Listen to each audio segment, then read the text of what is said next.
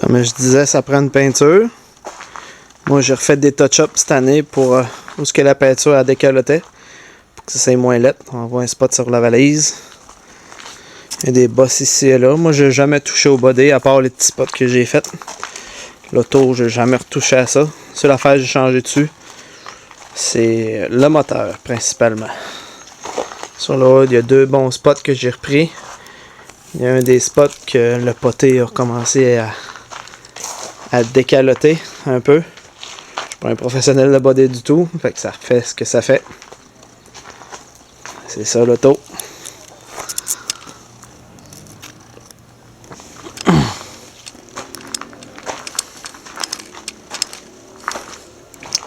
C'est écrit 350, mais évidemment, c'est un 454. J'ai les Crest 454 que je vais donner avec l'auto aussi, si je la vends. Le modèle hard top, comme on peut voir, il y a un petit poteau de rien. Quand on baisse la vitre, le poteau disparaît.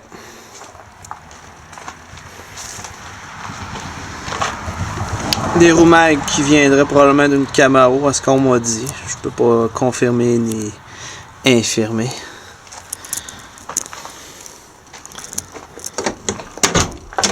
Les pentures de porte sont usées un peu.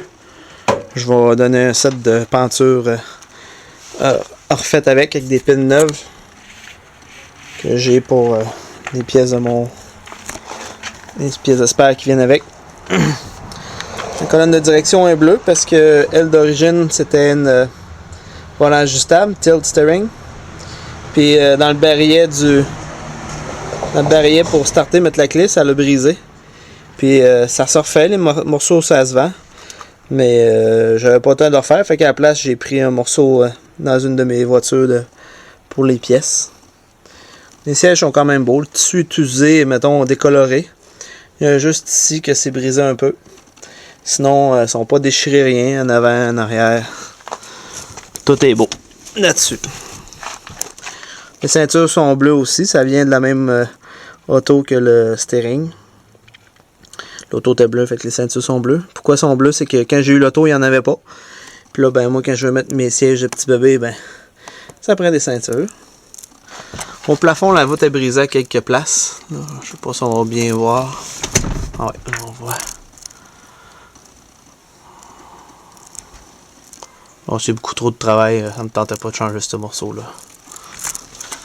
L'intérieur des portes est quand même beau. Il y a la coudoir qui est brisée. Ça se vend en pièces de reproduction. Je pense que ça vaut une vingtaine de pièces.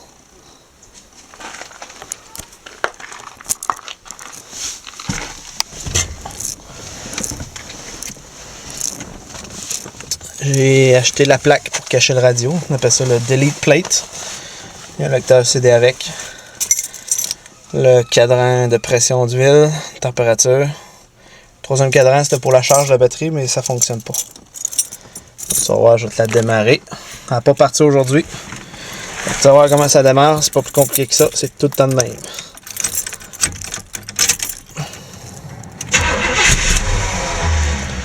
Un coup de palette à gaz. Et voilà.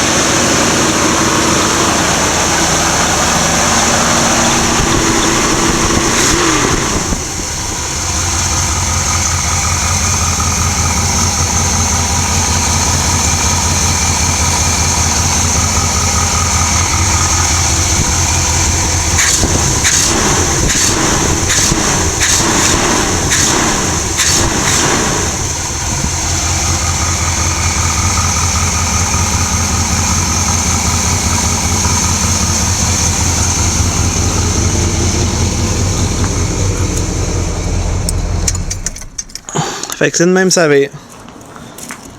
Ça gronde un peu, mais il y a juste des dust, il n'y a pas de... Les mufflers sont normales, double exhaust. C'est ça. 454, il provient d'un Suburban 1976. Il a été percé 60 millième parce qu'il était usé. Mais sinon, il est pas mal tout stock, sauf les taux de compression. Ils ont été mis comme 1971 pour pas avoir trop de compression, pas être pris pour mettre de l'octane dans le gaz pour respecter, mettons, les 425 forces qu'il aurait pu avoir. Lui, il y en a 365.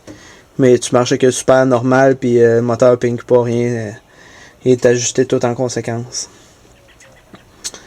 Une affaire qui marche pas là-dessus, il y a la pompe à envoyer de l'eau dans le windshield.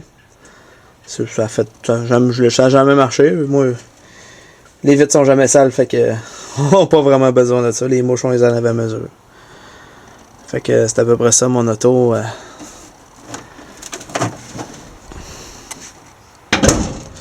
Qu'après 70.